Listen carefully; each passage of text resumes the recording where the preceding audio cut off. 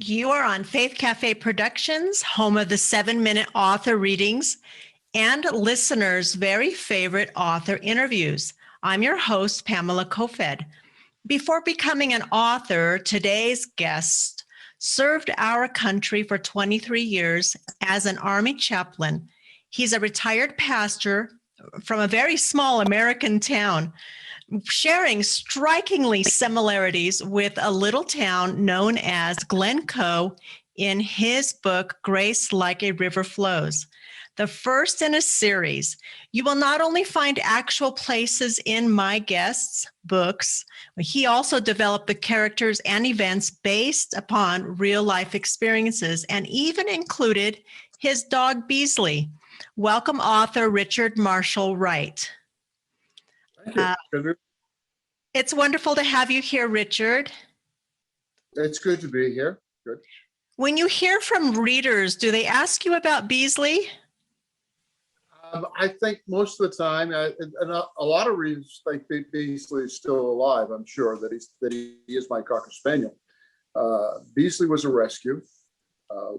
After I retired from ministry, I spent a couple of years working as the director of volunteers for the Humane Society in Lee County, Florida.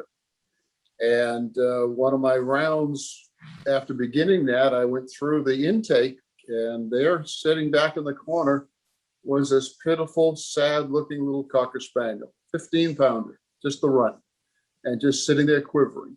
And that was Beasley. His name was Brownie, but that didn't fit him. He was Beasley. And so I adopted him, and I gave him the best 2 years of his life. He'd been abused, not physically, but he'd been emotionally abused and neglected. Oh, so he was a happy. I'm going to just ask you some questions that I wanted answers to, and I'm sure that our viewers today will enjoy hearing you talk about various topics as we proceed with today's interview. Do you and Pastor Reagan share some of the same traits? Some, but Reagan is my alter ego. Your alter ego. He does things that I often thought to myself, I really would like to do, but as a Christian, I really shouldn't do those things. That was when he was Brad. And so that's, he's an alter ego. The church is the same church. The building is the same building. What I'm describing about the chair with the bad spring in it, I sat in that chair every Sunday and nobody would ever fix that chair. And they did move it around, and I'd move and they'd move the chair, so lots of things in there are actual, but Reagan he's pretty much, he's fictitious. He's fictitious, but you share some traits with him. Well, I'm sure I do, because I write myself into all my books, regardless of what it is. What's an example of a trait? I think that, I think Reagan is very down to earth. He's very straightforward. He's not the pastor that you would have expected to be pastoring in that community because of his military background. That was the church I went to serve after I got out of the service. Okay. So you would not. So some of the things that happened, you just wouldn't think, well, he's not going to come out of the military and go into this little town in this little church. And yet that's exactly what I did. So that aspect of it is probably similar. Nobody would have expected him. Driving a sports car. I drive a sports car. The Miata is very real. Reagan's Miata is my 91 Miata. Oh, that's Prudy so cool. Prudy is not my wife. Prudy is in no way related to my wife, Lynn, in any way, shape, or form. However, my next wife will be an Italian who loves to cook. I was going to say, so your wife doesn't cook Italian, because I think you must really love Italian food. So in your developing of Pastor Reagan, you drew upon personal experiences and things that you would like to have said or done. And there's a scene in your book concerning Shirley, who's another of the characters in your book, and she's a real character. And I bet you know this scene I'm going to talk about. You walk out of a meeting with the elders, you walk into the room, and you just overheard Shirley say something about her relatives all dying young. And you said to her, or excuse me, Pastor Reagan said to her, Shirley, you'll never die. And God wouldn't want you, and something about the devil. And instead of her responding irately as Pastor Reagan had expected, Shirley responds by laughing, and it breaks the ice between the pastor and herself. Did that actually happen, or something similar to that? That did happen, and I regret that it happened. Okay. Shirley was a nemesis, and she was not a Christian at that time. And she presented roadblocks and problems to where the direction that many of us wanted to take the church. And she was an obstacle in the road. And she was a constant thorn in my side. So yes, I went by and she was complaining about her health and issues and so forth. And that's when I said, I said, Shirley, you will never die. She just looked at me and I said, because God doesn't want you and the devil won't take you. And I turned around and walked off. Did she really laugh? I heard her roaring in the kitchen. that was the icebreaker with Shirley. I said, I regret that I ever said it, but then I also wish I had said it probably a year sooner than what I did. Because when I announced that I was leaving the church, I'm not going to name the town. It's going to stay Glencoe. I'm not going to name the real town. Sure. But I announced that I was leaving the church. Shirley came up to me immediately. The first one, she says, "What can we do to get you to stay?" Oh, isn't that beautiful? Yeah. So you regret saying that because that wasn't a very Christian thing to say? Pastors don't say that. Reagan does, but pastors don't say things like that. Yeah. I also, in the book there, and you may ask this, but I'll also tell you, yes, I rearranged all the pictures in Shirley's house when she was on vacation.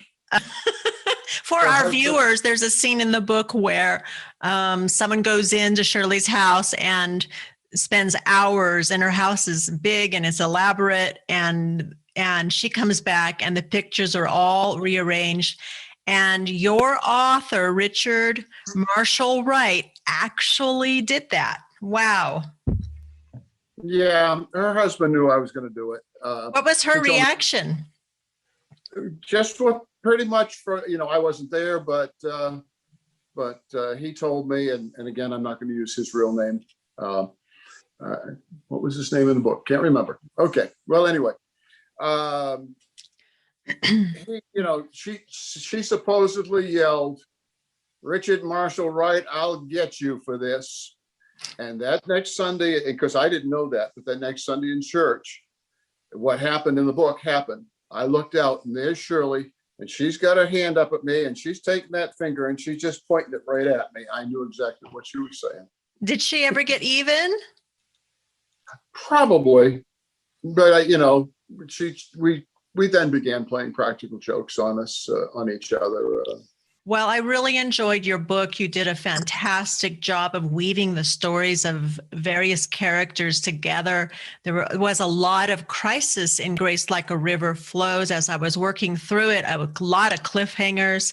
I really appreciate it. Well, to write books that resonate with readers and that touch on some of the biggest human issues of our days, just like you did, that's a gift that you have. But there's obvious planning involved.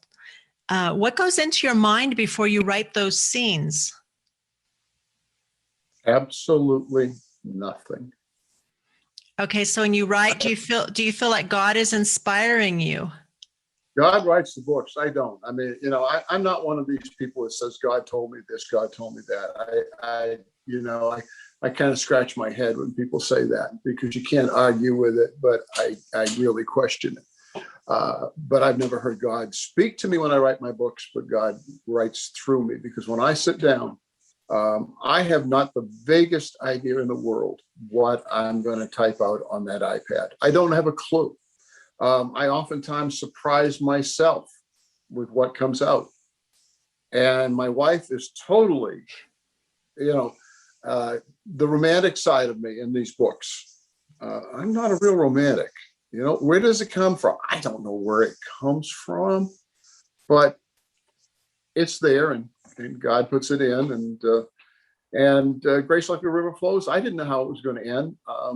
I kind of had an inkling that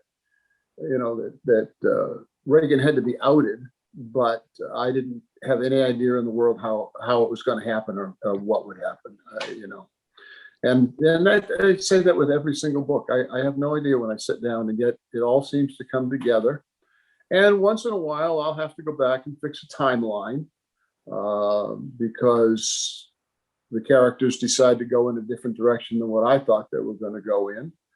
One I'm working on right now, I had to make Maggie Suggs, which is my new book, the saga of Maggie Suggs. That won't be out till next year. But I had to make Maggie 10 years older than what she originally was. And so I had to go back and fix the timeline, but pretty much everything else just stayed right there in place. It was just, I had to age her a little bit. That's all. I just want to pause here to invite everyone to go ahead and comment and interact with us. We'd love to know where you're watching from. And if you have read Grace Like a River Flows or any of the other books by author Richard Marshall Wright, let us know in the comments below. You can send questions to the author or to myself, and we will both read those comments and get back to you. Thank you for watching. And again, this is Pamela Koefoed. You're on Faith Cafe Productions, and my special guest today is author Richard Marshall Wright. So how did it feel to create the scenes where justice was being rendered against some especially horrible people? It felt good. I enjoy that. And he's your alter ego? That's my alter ego. When I see a man abusing a woman in any way, I literally want to beat the daylights out of him. But I'm not. That's my headset. It's not. I know it's not my God set. It's not what it's supposed to be. But the issues that I deal with just bother me so greatly that I really wish that I could do things about that and do things to people that they deserve to have done to them. And I know God judges, vengeance is mine, saith the Lord.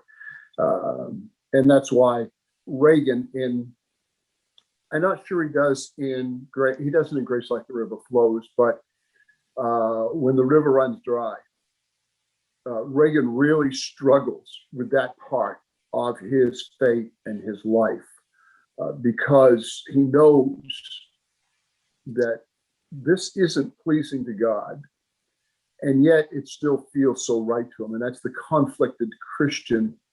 I think we all face that in some areas of our life. And so Reagan does too. Yeah. Oh, that's good. And some of the point that you made that pastors aren't supposed to feel this way, but that's that human nature.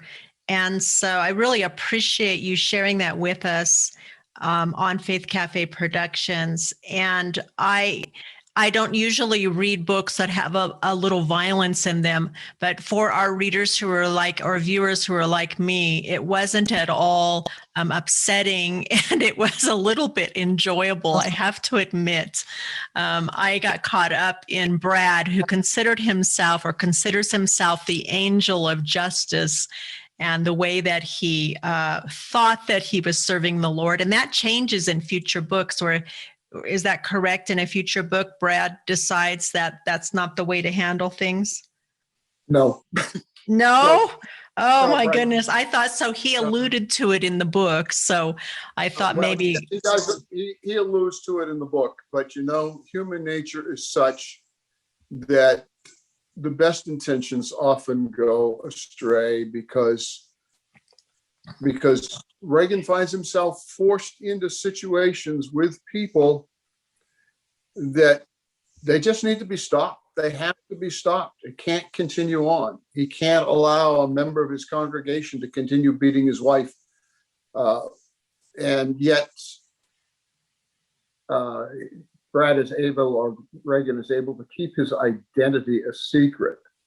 He always comes up behind these people, or, they do not know who he is. And as soon as the only one that knows who he is the sheriff.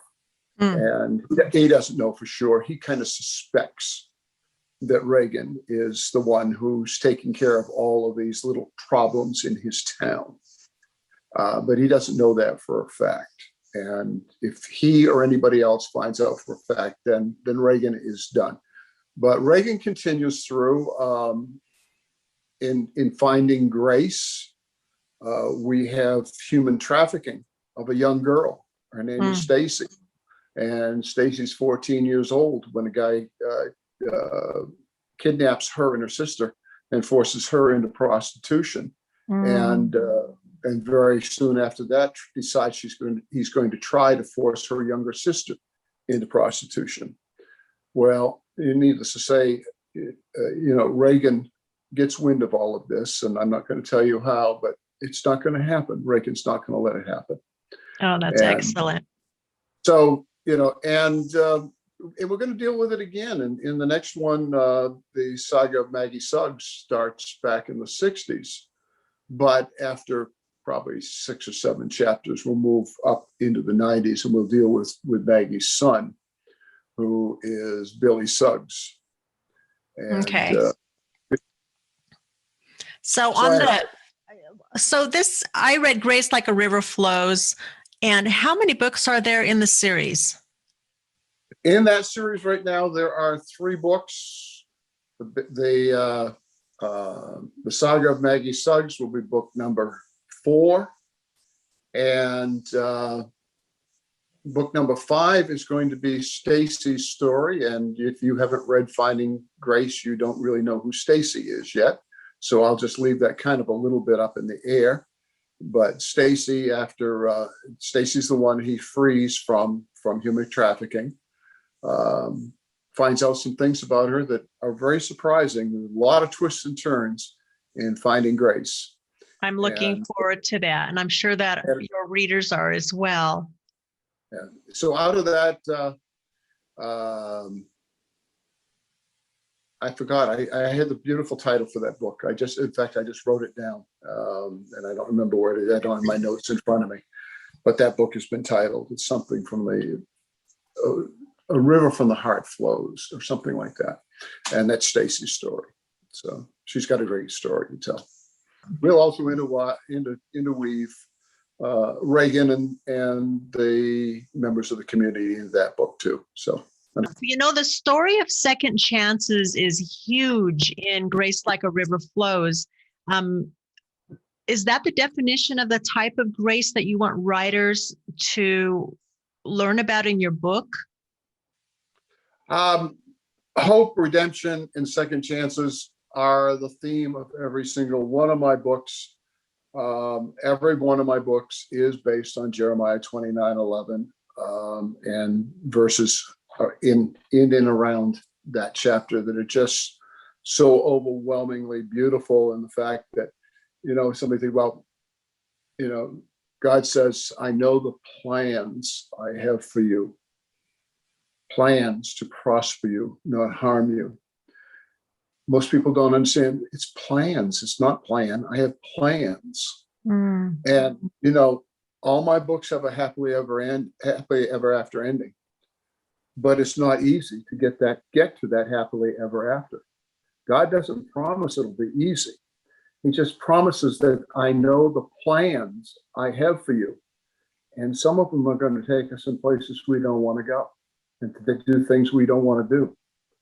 But my plan also will take you to your happily ever after, because I'm the God of second chances. And that's the theme of all my books.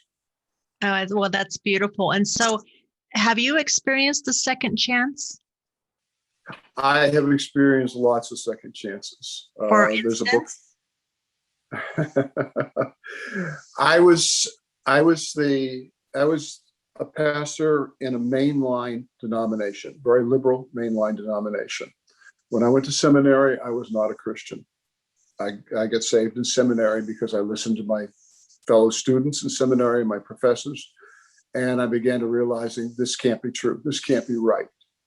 And that caused me to have a conversion experience. Nothing, no lightning bolts or anything. But I became an evangelical Christian while I was still in seminary. But I also went into this mainline church, and I ministered in this mainline church for 20 years. Until finally in 1990, they suggested I might be happier in another denomination. And I agreed with them that after 20 years, I probably would be happier in another denomination because I was essentially a missionary to that denomination. Okay. An evangelical in a very liberal church. A lot of frustration, a lot of hurt, a lot of crying, a lot of tears. Mm.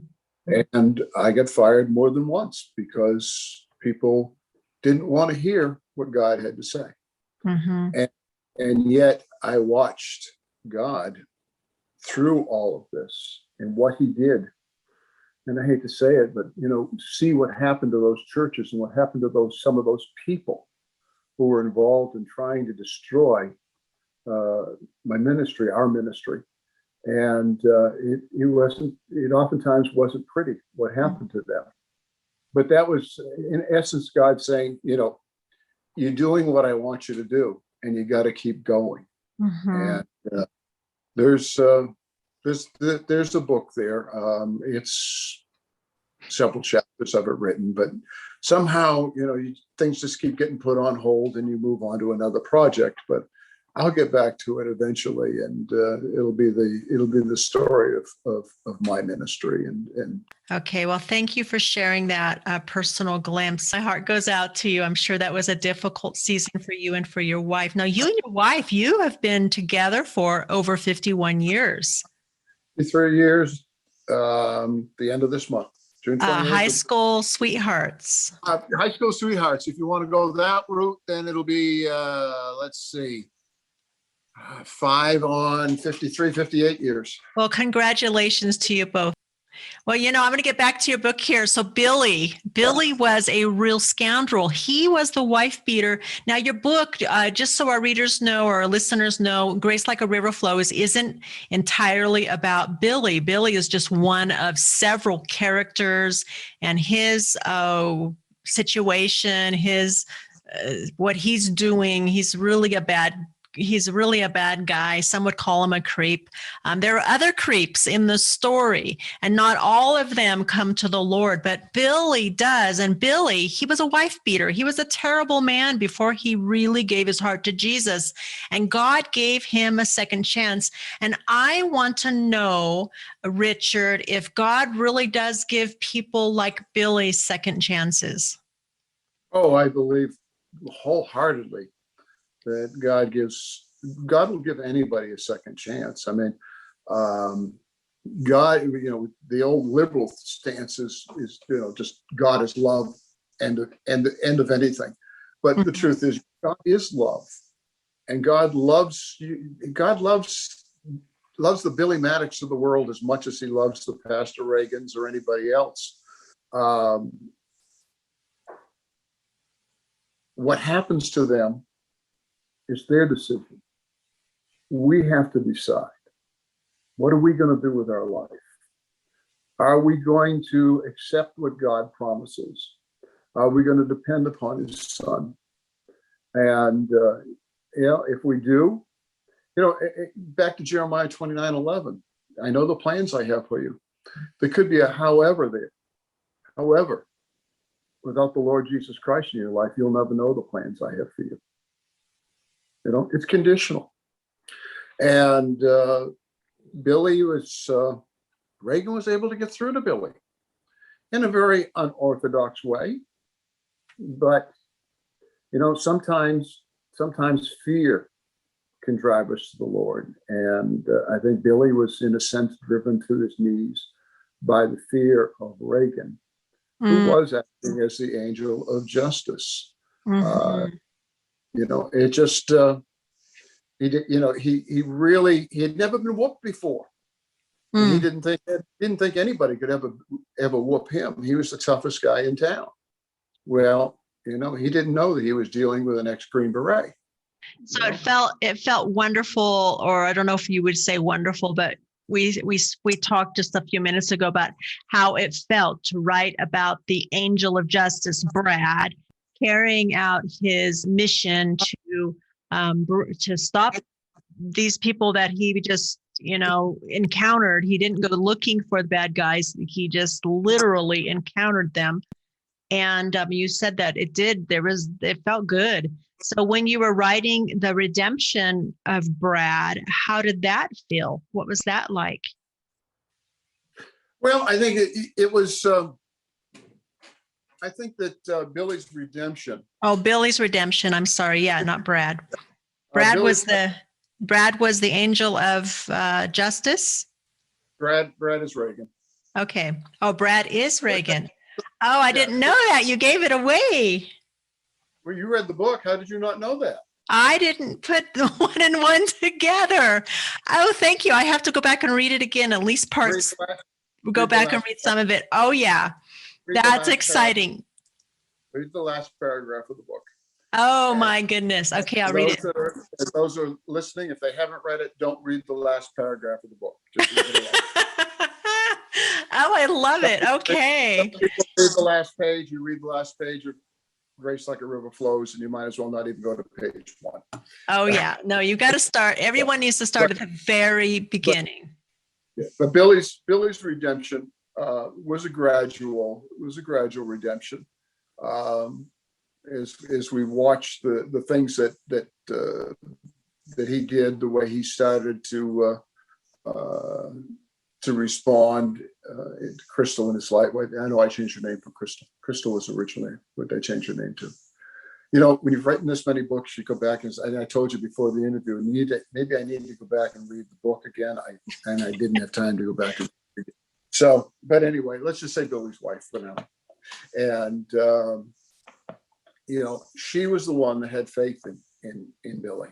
She believed that Billy could change, and she refused to leave him. Which that's not what I would advocate for a woman in an abuse situation. Get out of there, and that's what Reagan tried to convince her to do. Reagan tried to convince her, get out of there now. Don't stay in that relationship. But because she stayed in that relationship, that meant to Reagan, okay, now I've got to make it a decent relationship for her to stay in. And together, brought about Billy's redemption. Yeah. Well, thoroughly fun reading. And so is there anything in particular you'd like to share with us before we close? No, I can't think of anything offhand. Just to thank all my readers and future readers. I guess maybe one of the things that people to understand is that I'm not a writer. I don't write novels. I'm a storyteller, and I tell stories, and I break all the rules of writing. I read the book that story trumps structure. And I believe story trumps structure. My books are character driven. You either love my characters or hate my characters, but I develop my characters. And the books are about my characters. There's no plots in my book. I mean, there might be little tiny things, but there's no big plot. There's no mystery. There's nothing solved. There's no big aha along the way. I'm a storyteller. So I sit down and tell a story. And a lot of readers have commented to me that when they read my books, it's like I'm sitting with them around a campfire and I'm telling them the story. And I guess for some that makes me an acquired taste, because that's not what some people want. But that's who I am. I'm a storyteller, and I tell stories. Well, based on over 90 reviews of your book, I would say that there are a lot of readers who are enjoying Grace Like a River Flows. Mm-hmm. Yeah, and things like today, and I don't do anything but Facebook, as far as Facebook and Goodreads. It's about the only thing I do for publicity or promotion. I don't run ads. I don't hire people. It's a ministry. I don't think yet I've still made any money on it, even though my books are doing fairly well, because I had to spend so much to get started.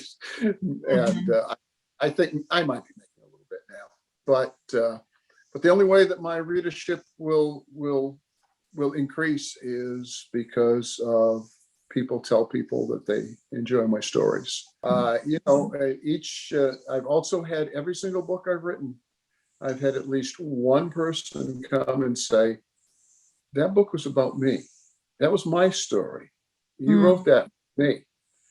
And my answer is no, God gave it to me because he knew there was one person who needed to hear that. And when that one person comes back to me and says, that was for me, then I don't care if any more books are sold, because it got to the one person it needed to get to. So. Well, Pastor, thank you so much for being on Faith Cafe Productions and for allowing me to ask you these questions and for sharing your heart with us. I and our listeners really appreciate you, and I hope you'll come back and be our guest again sometime. Pamela, I would love to do that sometime, and I thank you very much for this opportunity, and I pray God's blessings continue on the ministry you've got to. Thank you. I appreciate that. Let's stay in touch. Okay. Okay. And goodbye to everyone who is watching. And this is Pamela Koefoed with my special guest. And it has been so wonderful to have Richard Marshall Wright on with me today. We could talk for another hour easily, and hopefully he will be back sometime soon. God bless all of you. And we are wishing you a blessed day, and we have to bid you adieu.